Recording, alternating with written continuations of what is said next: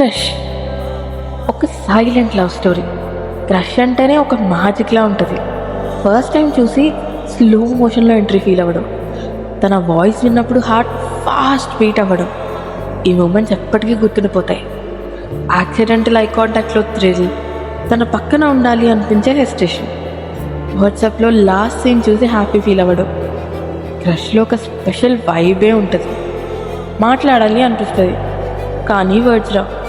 తన గురించి ఫ్రెండ్స్తో 100 సార్లు చెప్తాం కానీ తన ముందు సైలెంట్ అయిపోతాం.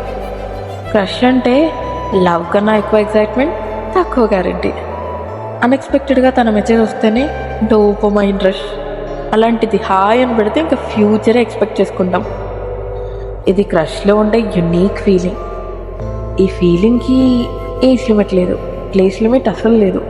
స్కూల్లో అయినా, కాలేజ్లో అయినా, ఆఫీస్లో అయినా, లైఫ్లో ఎప్పుడైనా క్రష్ అంటే ఒక క్యూట్ సీక్రెట్ హ్యాపీనెస్.